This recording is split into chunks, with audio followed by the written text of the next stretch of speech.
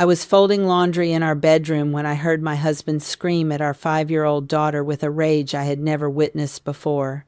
The word that triggered him was so simple, so innocent, that I initially thought I had misheard. Our little Emma had just called his mother Grandma. That single word, spoken with such pure affection by our child, sent Michael into a fury that made my blood run cold. I stood frozen, a tiny sock clutched in my hand, as he stormed out of the living room where Emma had been showing his mother her new drawing. The front door slammed so hard that the framed wedding photo on the hallway wall crashed to the floor. That moment changed everything. That was the moment I started searching for answers. That was the moment I discovered a secret so devastating that it would shatter the foundation of everything my husband believed about himself. Please listen to my story and tell me in the comments section if I was right or wrong, because my investigation into his hatred revealed a secret that destroyed his entire identity, fractured our marriage, and left my daughter questioning whether the grandmother she loved was even real. My name is Sarah, and before that terrible afternoon, I thought I knew everything about my husband. We met in college in Austin, Texas, where I was studying elementary education, and he was working toward a business degree. Michael was charming, thoughtful, and had this incredible way of making everyone around him feel special. He came from what seemed like a picture-perfect family. His mother, Patricia, was a retired school teacher who volunteered at the local library. She baked cookies every Sunday and never missed one of our important events. His father had passed away from cancer when Michael was in high school, a loss that he rarely discussed but that I knew had shaped him deeply. We dated for 3 years before he proposed on a beach in California during a vacation. The wedding was beautiful, held in a small chapel with Patricia sitting in the front row, dabbing at her eyes with a lace handkerchief. When Emma was born, Michael was over the moon. He stayed up all night during those early weeks, rocking her when she cried, changing diapers without complaint, and singing silly songs that made no sense but somehow always calmed her down. He was patient when she learned to walk, catching her every time she stumbled. He read to her every single night, doing different voices for each character in her favorite books. Patricia was equally devoted to Emma, visiting us twice a week and calling almost daily to check in. She would bring homemade meals when I was too exhausted to cook and offer to watch Emma whenever we needed a break. Our daughter adored her. Emma would run to the door whenever Patricia arrived, throwing her tiny arms around her legs and squealing with delight. Everything felt normal. Everything felt right. We were living the kind of life that people post about on social media with captions about being blessed. But then came that afternoon in March when our carefully constructed reality began to crumble. Patricia had stopped by for her usual Tuesday visit. She was sitting on our couch, and Emma was showing her a picture she had drawn at preschool. It was one of those typical childhood drawings with stick figures and a bright yellow sun in the corner. Emma pointed to each figure, explaining who they represented. She pointed to the tallest figure and said that was Daddy. She pointed to the one with long hair and said that was Mommy. Then she pointed to a shorter figure with gray scribbles for hair. That is Grandma, Emma said with such pride in her voice. That is Grandma, and I love her so much. The words were barely out of her mouth when Michael, who had been in the kitchen getting a glass of water, came rushing into the living room. His face had gone completely pale except for 2 spots of bright red on his cheeks. His hands were shaking so badly that water sloshed out of the glass he was holding. He told Emma in a voice I had never heard him use before that she was not allowed to call Patricia. That word. Not that name. Never that name. Emma's little face crumpled in confusion. She looked at me, then at Patricia, then back at her father. She asked why, in that small voice, children use when they know something is wrong, but do not understand what. Michael just repeated that she could not use that word. He said she could call Patricia by her first name, or she could call her Nana or Grammy or literally anything else. But not that word, not Grandma. Emma started to cry, not understanding why her father was so angry. Patricia sat frozen on the couch, her face drained of all color, staring at her son with an expression I could not read. It was not surprise exactly. It was something deeper, something that looked almost like fear or guilt.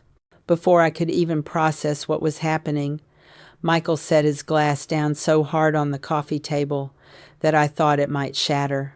He grabbed his keys from the hook by the door and left without another word of explanation. I spent the next 20 minutes comforting Emma, trying to explain something I did not understand myself. I told her that Daddy was just having a bad day and that he did not mean to yell. I told her she had done nothing wrong. Patricia helped, speaking in soothing tones and promising to bring Emma a special treat next time she visited. But I could see that Patricia's hands were trembling as she gathered her purse and cardigan. I walked her to the door, expecting some kind of explanation or apology for Michael's behavior. Instead, she just squeezed my hand and told me to be patient with him. She said he had his reasons and that some things were complicated. Then she left, moving faster than I had ever seen her move, practically fleeing to her car. I stood in the doorway watching her drive away, my mind spinning with questions that I had no answers for. Michael did not come home until after midnight. I was lying in bed, wide awake, waiting. When he finally slipped into our room, I turned on the lamp. I asked him what had happened earlier. I asked him why he had reacted that way to such an innocent word. He sat on the edge of the bed with his back to me and said he did not want to talk about it. I pressed him, telling him that he had scared our daughter and that I deserved an explanation. He turned to look at me then, and his eyes were red like he had been crying.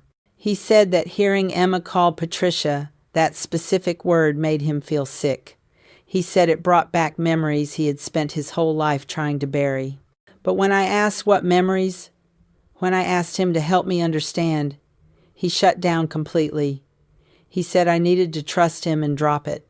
He climbed into bed, turned off the light, and that was the end of the conversation.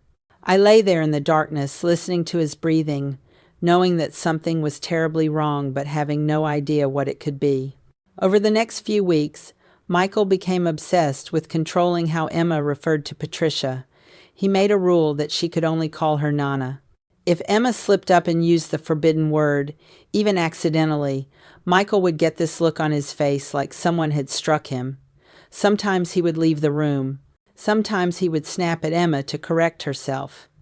Our daughter started walking on eggshells around him, carefully monitoring her own speech in a way that no 5-year-old should have to do.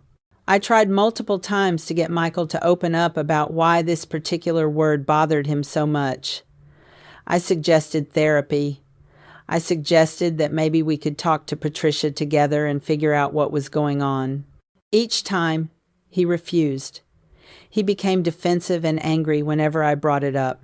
He accused me of not respecting his boundaries and said that if I truly loved him, I would just accept this one simple request without demanding explanations.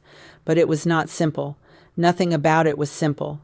I started noticing other strange things too. Whenever Patricia visited, Michael would find an excuse to be somewhere else.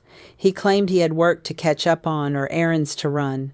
If he was forced to be in the same room with his mother, he was polite but distant. Gone was the warmth I had always seen between them. He stopped calling her regularly. He stopped inviting her to family dinners. When I pointed this out, he said he was just busy and stressed with work projects. But I knew my husband, and I knew when he was lying. There was something deeper happening, something he was hiding from me. Patricia seemed to sense the change too. Her visits became shorter and less frequent. She stopped bringing meals or offering to babysit. The easy affection between her and her son had been replaced by something that felt almost like mutual avoidance. It was like they had agreed without speaking to keep as much distance between them as possible. I began to wonder if maybe the word itself was tied to some kind of trauma from Michael's childhood. I knew his father had died when he was 16, and I knew that loss had affected him profoundly. Maybe hearing Emma use that word reminded him of his own grandmother or some painful memory associated with her. I tried approaching the subject from that angle one evening. I asked Michael to tell me about his grandmothers, both his maternal and paternal. He gave me vague, surface-level answers. He said his paternal grandmother had died before he was born. He said his maternal grandmother had lived in another state and that he had not seen her often. When I pushed for more details, asking about specific memories or stories, he changed the subject. It was clear he had no intention of letting me into whatever dark corner of his past he was protecting. I decided I needed to do some investigating on my own.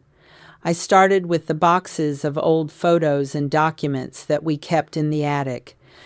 Michael had a few boxes of childhood memorabilia that he had brought when we moved in together. I had never really gone through them before. One Saturday afternoon, when Michael took Emma to the park, I climbed up into the attic and pulled down the boxes. I expected to find typical childhood items like report cards, old toys, and family photographs. What I found instead was strangely sparse. There were a handful of photos from his teenage years, mostly school pictures, and a few snapshots from what looked like a family vacation. But there was almost nothing from his early childhood. No baby pictures, no elementary school photos, no images of him with his parents when he was young.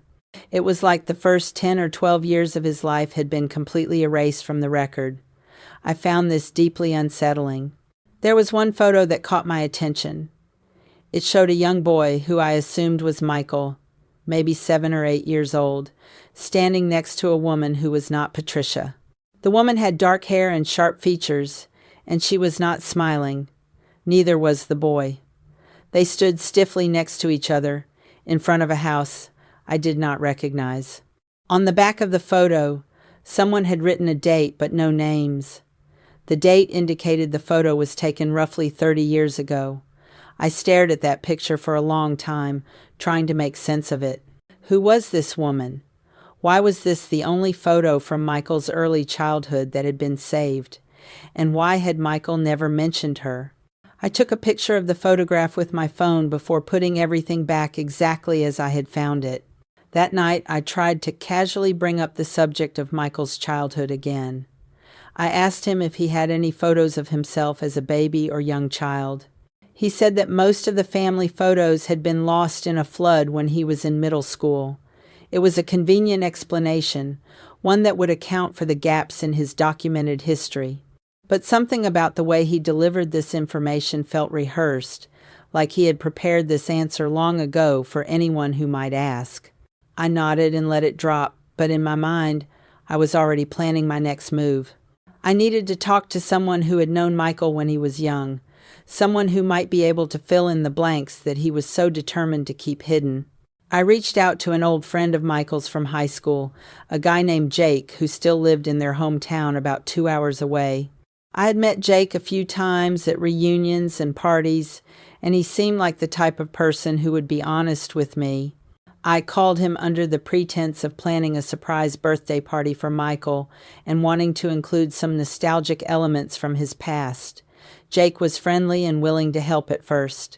But when I started asking questions about Michael's early childhood and his family, Jake became noticeably uncomfortable. He said he had not really known Michael until they were in high school together. He said he did not remember much about Michael's home life back then. When I pressed a little harder, asking if he remembered Michael's mother or if there was anything unusual about Michael's family situation, Jake made an excuse about needing to go and ended the call quickly. It was another dead end, but it also confirmed that there was something people were avoiding discussing. I started paying closer attention to Patricia. During her increasingly rare visits, I watched her interactions with Michael more carefully. There was definitely tension between them, a kind of unspoken communication that excluded me entirely. Patricia would sometimes look at Michael with an expression that seemed almost pleading, like she was silently begging him for something. Michael would look away, his jaw tight, refusing to engage. I noticed that Patricia never pushed back when Michael insisted Emma call her Nana instead of the word he hated so much. She accepted it without question, which seemed strange for a grandmother who had always been so involved and opinionated about how we raised our daughter. It was like she knew she had no right to object, like she was operating from a position of guilt or obligation rather than the natural authority of a grandmother. I decided to try a different approach. One afternoon, I invited Patricia over for coffee when I knew Michael would be at work. I wanted to talk to her alone, woman to woman, and see if I could get her to open up about whatever secret she and Michael were keeping. She arrived looking nervous, clutching her purse like a shield. We made small talk for a few minutes, discussing Emma's progress in preschool and the weather. Then I dove in. I told Patricia that I was worried about Michael and that his behavior over the past few weeks had been very unlike him. I said I knew something was wrong and that I wanted to help, but I could not help if I did not understand what was happening. Patricia's eyes filled with tears. She set down her coffee cup with a shaking hand. She said that she wished she could tell me everything, but it was not her story to tell. She said that Michael needed to be the one to explain when he was ready. I asked her when that would be, pointing out that his refusal to discuss this was already damaging our family. She said she did not know. Then she looked at me with such sadness and said that sometimes the truth was more painful than any lie, and that maybe some secrets were better left buried. Her words haunted me. What truth could be so painful that even acknowledging it was too much to bear? What had happened in Michael's past that still had this much power over him decades later? I felt like I was standing at the edge of something enormous and dark, something that would change everything once I fell into it. But I also knew I could not stop searching. My husband was suffering, my daughter was confused and hurt, and our family was fracturing over something that no one would name. I owed it to all of us to find out what was really going on, even if the truth turned out to be as painful as Patricia had warned. I started researching online, looking for any public records or information about Michael's family. I searched for his birth certificate, his parents' marriage license, anything that might provide a clue. What I discovered sent a chill down my spine. I could not find a birth certificate for Michael under the name and birth date he had always told me. I found a marriage license for a Patricia Morrison and a John Morrison, which matched his parents' names, but the dates seemed slightly off from what Michael had told me about their wedding. I found an obituary for John Morrison that matched the story of Michael's father dying of cancer, but it mentioned only a surviving wife, Patricia. There was no mention of a son named Michael. Of course, obituaries sometimes left out family members for various reasons, but combined with everything else, it felt significant.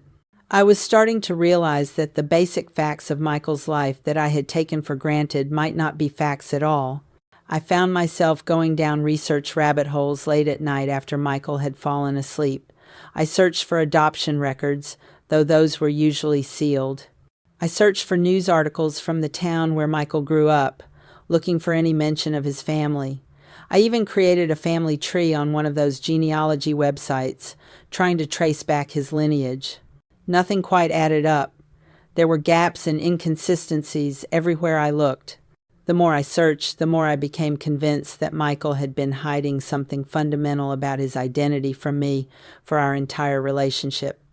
The question was, what and why? And more importantly, how did the word grandma fit into all of this? What was it about that specific word that caused him such obvious pain? Emma started asking me questions that I could not answer. She wanted to know why Daddy did not like her anymore. She wanted to know if she had done something wrong. I assured her over and over that Daddy loved her very much, and that none of this was her fault. But I could see the damage being done. Emma became quieter, more withdrawn. She stopped drawing pictures of our family. She stopped talking about Nana's visits with the same excitement. The light in her eyes dimmed a little bit every day, and I felt completely powerless to stop it. I was angry at Michael for putting us all through this, but I was also deeply worried about him. Whatever secret he was carrying was clearly eating him alive. He had lost weight.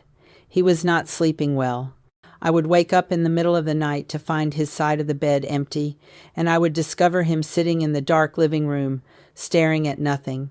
When I asked if he was okay, he would just nod and say he was fine. But he was not fine.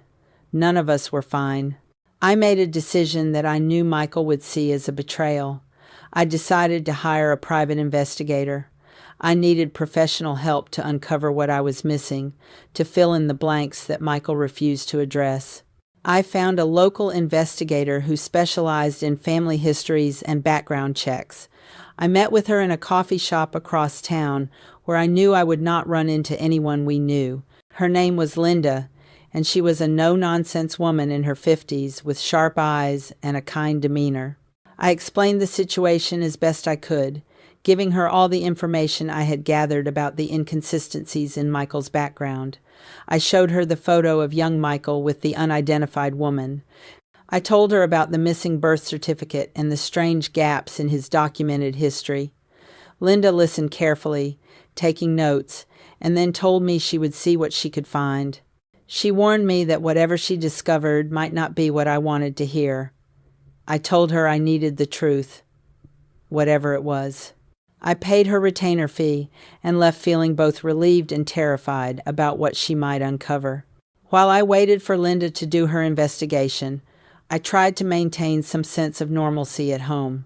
I kept Emma's routine as stable as possible. I made her favorite meals, read her bedtime stories, and took her to the park on weekends. I tried to be patient with Michael, giving him space when he needed it, but also making it clear that I was there if he wanted to talk. He remained closed off, going through the motions of daily life, but seeming disconnected from all of it. He went to work, came home, ate dinner, and went to bed. He barely spoke unless spoken to. The man I had married, the man who used to laugh easily and fill our home with warmth, had been replaced by a hollow version of himself. I mourned the loss of him, even though he was still physically present. Patricia stopped visiting altogether. When I called to invite her for Sunday dinner, she made excuses. She said she was not feeling well, or that she had other commitments. I knew the real reason was that she could not bear to be around Michael and the wall of silence that had grown between them. 2 weeks after hiring Linda, she called me and asked me to come to her office. There was something in her voice that made my stomach drop. I arranged for a neighbor to watch Emma and drove across town, my hands gripping the steering wheel so hard that my knuckles turned white. Linda's office was in a small building above a dry cleaner. I climbed the narrow stairs and found her waiting for me with a thick folder on her desk.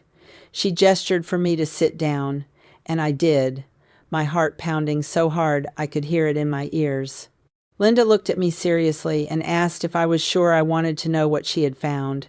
She said that the information would likely change my marriage and my family forever. I told her yes, I had come too far to turn back now. She opened the folder and began to explain what she had discovered about my husband's past. Linda had managed to obtain unsealed court records from a case 30 years ago in the county where Michael grew up. The records told a story that explained everything and destroyed everything at the same time. Michael was not Patricia's biological son. He was her grandson. Patricia's biological daughter, a woman named Rebecca, had given birth to Michael when she was just 17 years old. Rebecca had struggled with addiction and mental health issues throughout her teenage years. According to the court documents, when Michael was about 6 months old, Rebecca had abandoned him. She had left him alone in their apartment for 3 days while she went on a drug binge.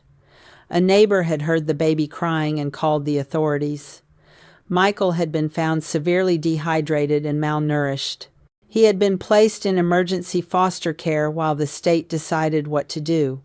Rebecca had been arrested and charged with child endangerment and neglect. Patricia and her husband John had petitioned the court for custody of Michael. They argued that they could provide a stable, loving home for their grandson. After a lengthy legal battle, they had been granted full custody. But they did not just raise Michael as their grandson. They legally adopted him and raised him as their son. They moved to a different town, started over, and told everyone, including Michael, that he was their biological child. Rebecca had signed away her parental rights as part of a plea deal that kept her out of prison. She was required to stay away from Michael and have no contact with the family. The court had sealed the records to protect Michael's privacy, but Linda had been able to access them through her connections with the county clerk's office. Patricia had essentially erased Rebecca from their lives and from Michael's history. She had become his mother, and John had become his father. Michael had grown up not knowing the truth about his origins or what had happened to him as an infant. But here was the piece that explained everything about Michael's hatred of that one specific word. According to a social worker's report that Linda had found in the case files, when Michael had first come to live with Patricia and John, he had been old enough to have some memory of his biological mother. He had apparently called Rebecca Mama, as babies do, but in his confused infant mind, after being abandoned and then placed with Patricia, he had started calling Patricia Grandma. The social worker's notes indicated that Patricia had been adamant that Michael must stop using that word and instead call her Mom or Mother. She had been desperate to erase any distinction between herself and a biological mother, desperate to make Michael truly see her as his parent and not his grandmother. The word grandma represented the truth of their relationship, the truth that Patricia had spent 3 decades hiding. And now, hearing his own daughter use that word to refer to Patricia must have triggered something deep in Michael's subconscious, some buried memory or instinctive knowledge that threatened to break through the carefully constructed lie of his entire identity. Linda also told me that she had tracked down some information about Rebecca.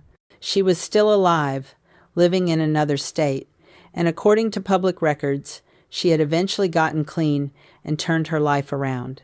She had married, had another child, and now worked as a counselor for recovering addicts. Linda had not made direct contact with her, as that would have required my permission, but the information was available if I wanted it. I sat there in Linda's office, staring at the documents spread across her desk, feeling like the floor had disappeared beneath me. My husband's entire life was a lie. His mother was not his mother. His origin story had been completely fabricated. The trauma of his abandonment and the erasure of his true history had been buried so deep that he did not even consciously remember it. But clearly some part of him knew. Some part of him had always known. And hearing Emma innocently use the word that represented that hidden truth had broken something open inside him. I left Linda's office in a daze. I sat in my car in the parking lot for over an hour, trying to process what I had learned. I understood now why Michael had reacted so violently to that word. I understood why Patricia had looked so guilty and afraid when Emma had said it. I understood why there were no photos from Michael's early childhood and why his documented history was so sparse. They had erased those years, rewritten his story, and built a new life on top of the ashes of the old one. Part of me felt sympathy for Patricia. She had taken in a traumatized infant and raised him as her own. She had protected him from the knowledge of his mother's abandonment and addiction. She had given him a stable childhood and a loving home, but she had also lied to him for 35 years. She had denied him the truth of his own identity, and now that lie was poisoning our family from the inside out. I knew I had to tell Michael what I had discovered, but I was terrified of how he would react. This was not my secret to reveal. This was his life, his identity, his truth. But it was also destroying our marriage and hurting our daughter. I could not stand by and watch him suffer without understanding why. I could not let Emma grow up believing that she had done something wrong when the problem had nothing to do with her. I made a decision. I would confront Michael with what I had learned, but I would do it carefully and gently. I would give him the truth and the support to process it. I would stand by him through whatever came next. But first, I needed to do one more thing. I needed to talk to Patricia and let her know that I knew her secret. Now this is where I did drive 2 hours to Patricia's house without calling first, arriving on her doorstep with the folder of documents Linda had given me, ready to confront her about the lie she had maintained for my husband's entire life, that I want you to advise me if I was right or wrong. Patricia answered the door in her bathrobe, even though it was 2 in the afternoon. She looked older than I had ever seen her look, with dark circles under her eyes and her gray hair uncombed. When she saw my face, she knew immediately why I had come. She stepped aside without a word and let me into her house. We sat in her living room, the same living room where I had spent countless Sunday afternoons, eating her homemade cookies and watching her play with Emma. But now everything looked different. Every photo on the wall, every memento on the shelf, felt like part of the elaborate deception. I placed the folder on her coffee table and told her I knew the truth about Michael. I told her I knew he was her grandson, not her son. I told her I knew about Rebecca and the abandonment and the adoption. I told her I knew why Michael hated the word grandma. Patricia did not deny any of it. Instead, she started crying. She cried in a way I had never seen her cry before, deep, wrenching sobs that shook her entire body. When she finally composed herself enough to speak, she told me her side of the story. She described finding out that her teenage daughter was pregnant and trying to support her through it. She described watching Rebecca spiral into addiction after Michael was born, unable or unwilling to care for her baby. She described the horror of getting the call from Child Protective Services, learning that her grandson had been found alone and nearly dead. She described fighting the court system to get custody and making the decision with John to raise Michael as their own son rather than their grandson. She said they had truly believed they were protecting him from a painful truth. She said they had thought that if Michael grew up believing they were his biological parents, he would never have to carry the shame and trauma of knowing his real mother had abandoned him. She said they had done it out of love. I listened to all of this, and I felt a complicated mix of emotions. I could understand the impulse to protect a child from painful truths. I could understand wanting to give Michael a fresh start without the burden of his traumatic beginning. But I also felt angry that Patricia had never considered that the truth might eventually surface, that lies this big always have consequences. I asked her if she had ever planned to tell Michael the truth. She said no. She said she and John had agreed to take the secret to their graves. After John died, she had been the only one left carrying it, and the weight of it had grown heavier every year. She said she had sometimes wanted to tell Michael, especially after he became an adult, but she had been too afraid of losing him. She said she had been too afraid that he would hate her for lying to him his entire life. I told Patricia that Michael needed to know the truth. I told her that keeping this secret was destroying him, destroying our marriage, and hurting our daughter. I said that he deserved to know who he really was, where he came from, and what had happened to him. Patricia begged me not to tell him. She said it would devastate him and that he was not strong enough to handle it. She said revealing the truth now would do more harm than good. I told her that the harm was already being done.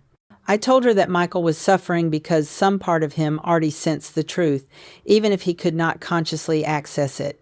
I told her that Emma deserved better than to grow up in a house filled with secrets and unspoken pain. Patricia just kept crying and saying she was sorry over and over again. I left her house feeling exhausted and sad, but also resolved.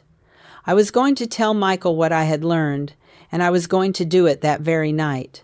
I got home before Michael did. I asked our neighbor if Emma could stay at her house for a few hours, explaining that Michael and I needed to have an important private conversation. The neighbor, who was a kind older woman who had known something was wrong for weeks, agreed without asking questions. I sent Emma over with her favorite stuffed animal and a change of clothes, kissing her forehead and promising I would come get her soon. Then I sat in our living room and waited for my husband to come home from work. When Michael walked through the door, he immediately sensed that something was different. He asked where Emma was, and I told him she was at the neighbor's house. He asked why, and I told him we needed to talk about something important. The look of fear that crossed his face told me that on some level he knew what was coming. We sat down on the couch, the same couch where Emma had called Patricia Grandma all those weeks ago, and started this entire chain of events. I held the folder in my lap, my hands trembling. I told Michael that I had hired a private investigator to look into his background. He immediately became angry, saying I had violated his privacy and betrayed his trust. I let him vent his anger, and then I told him that I had discovered the truth about his childhood. I told him that I knew Patricia was his grandmother, not his mother. I told him that I knew about Rebecca, and the abandonment and the adoption. As I spoke, I watched the color drain from his face. His mouth opened and closed several times, but no sound came out. When I finished explaining what I had learned, I handed him the folder and told him he could read the documents himself. Michael took the folder with shaking hands. He opened it and stared at the first page, a copy of the court order granting Patricia and John custody of him. He flipped through the pages slowly, reading the social worker reports and the legal documents that laid out the truth of his origins. I watched emotions flash across his face in rapid succession. Shock, disbelief, anger, grief, confusion. When he finally looked up at me, his eyes were filled with tears. He asked me if this was real, if this was actually true. I nodded and told him that yes, it was all real. Patricia had confirmed it when I confronted her earlier that day. Michael stood up abruptly, the papers scattering across the floor. He started pacing the room, running his hands through his hair, muttering to himself. He said he could not believe it. He said his entire life was a lie. He said he did not know who he was anymore.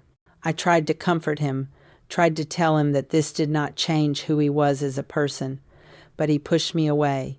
He said that it changed everything. He said that the woman he had called Mom for 35 years had been lying to him every single day. He said that his real mother, a woman whose name he was only now learning, had thrown him away like garbage when he was a baby. He said that he had spent his whole life building an identity on a foundation of lies, and now that foundation had crumbled. He said he did not know what was real anymore or who he could trust.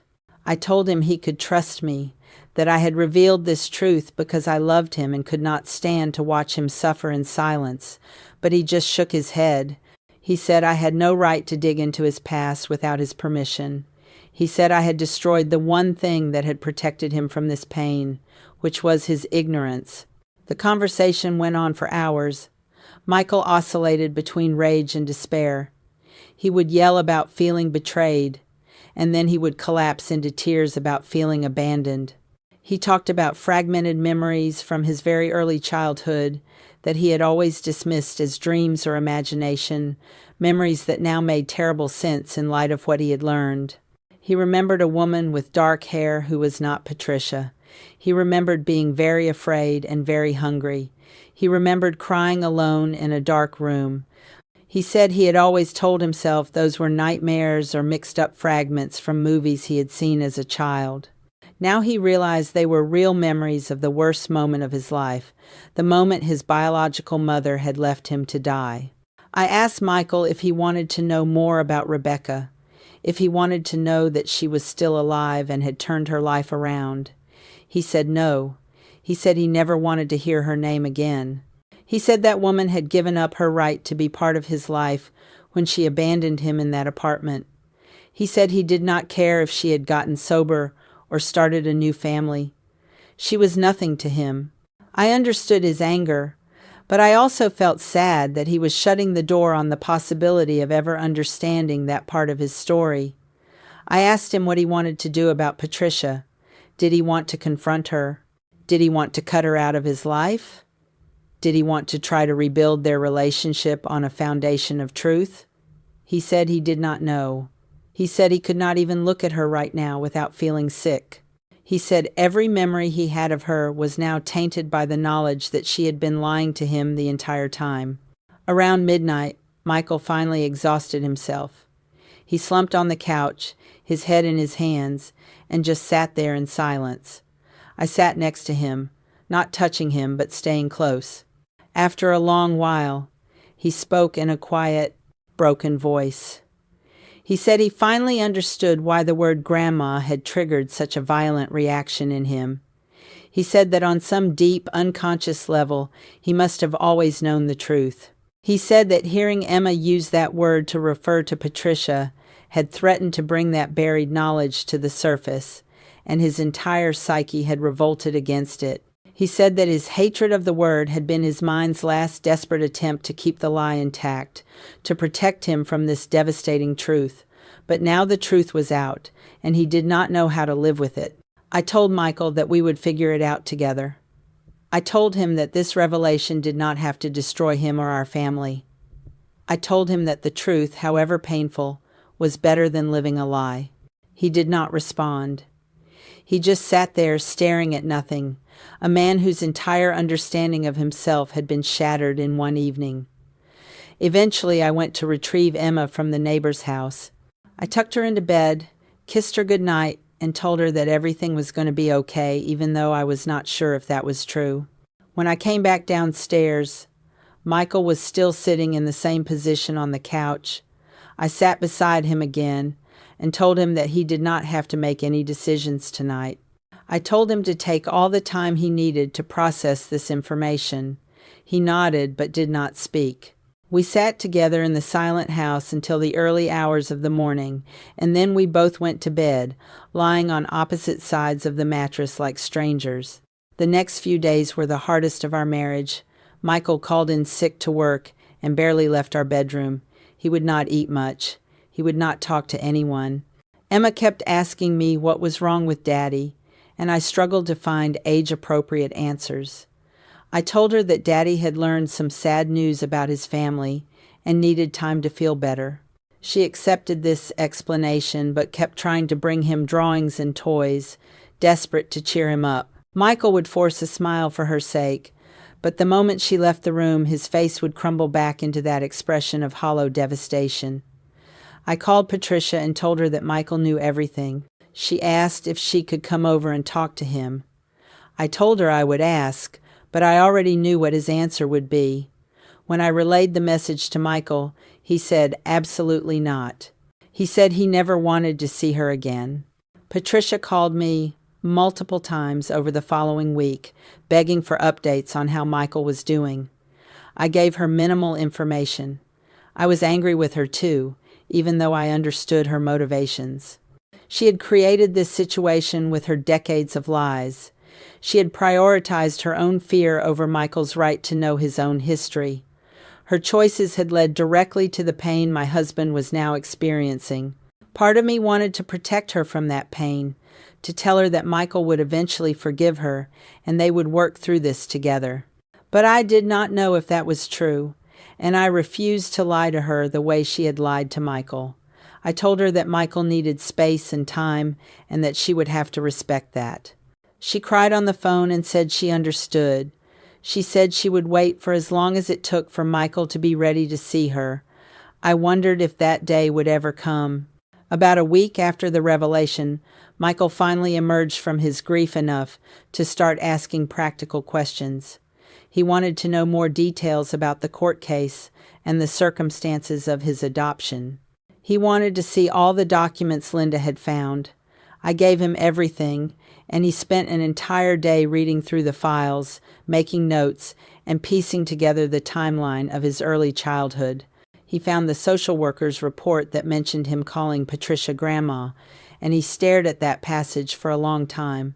He said it made sense now, why that word had always made him feel uneasy even before Emma said it. He said that somewhere deep in his memory, that word was associated with the most traumatic period of his life.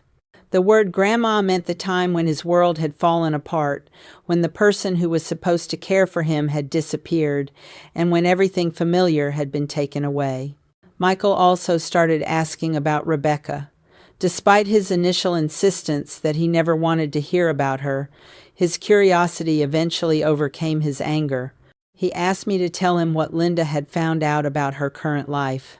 I told him that she was living in Colorado, that she had been sober for over 20 years, that she worked as a substance abuse counselor, and that she had another child, which meant Michael had a half-sibling he had never known about. Michael absorbed this information quietly. He asked me if Linda had an address or phone number for Rebecca.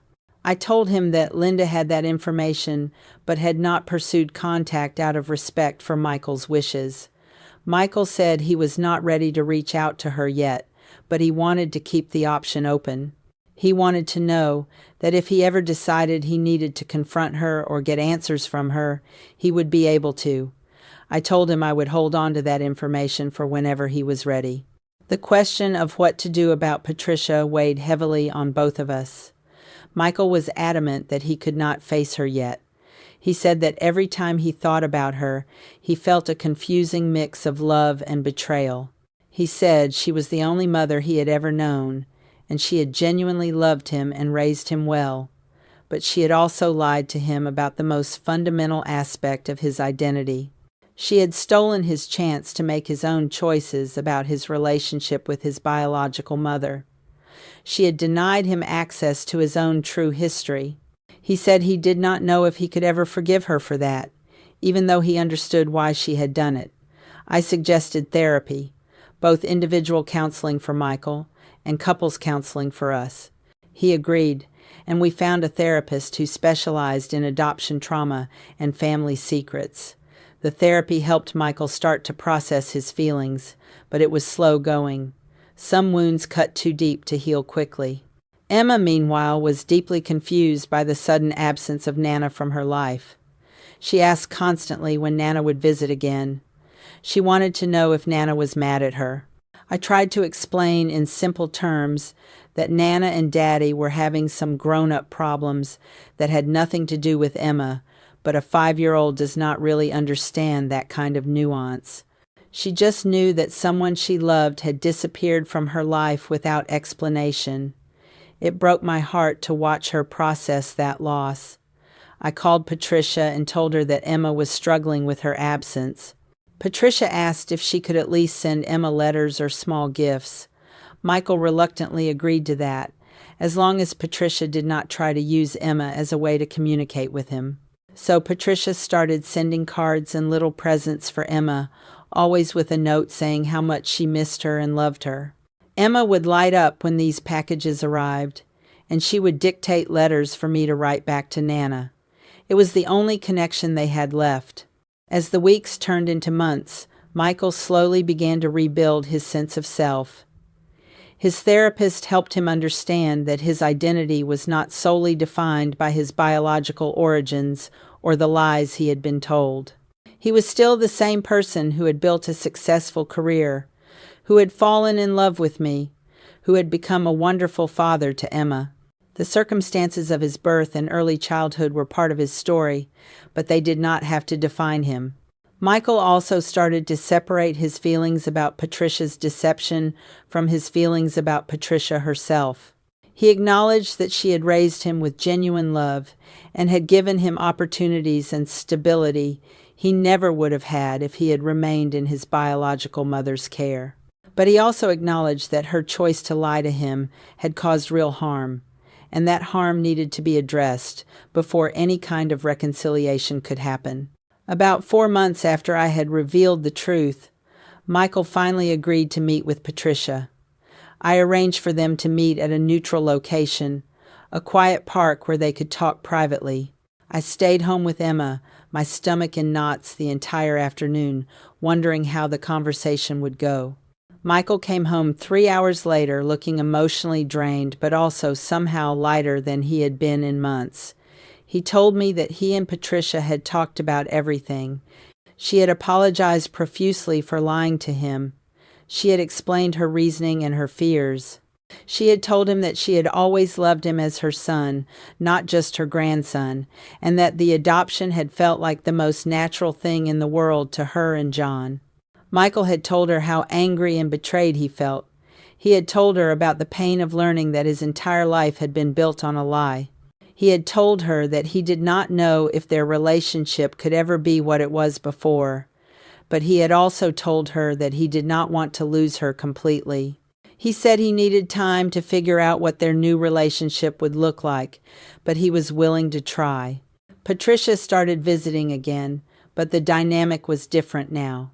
There was no more pretense.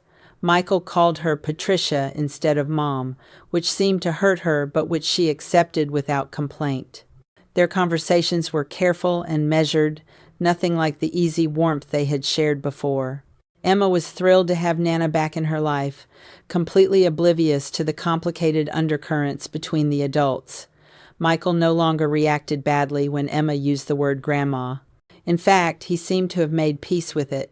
He told me one night that hearing Emma say that word did not trigger him anymore because he finally understood why it had triggered him in the first place. The word had lost its power once the secret it represented had been brought into the light. But then came another complication that none of us had anticipated. Patricia mentioned during one of her visits that she had been in contact with Rebecca. Michael's face went white. He asked Patricia what she meant. Patricia explained that Rebecca had reached out to her about 6 months earlier, before any of this had come to light. Rebecca had been trying to make amends as part of her recovery program.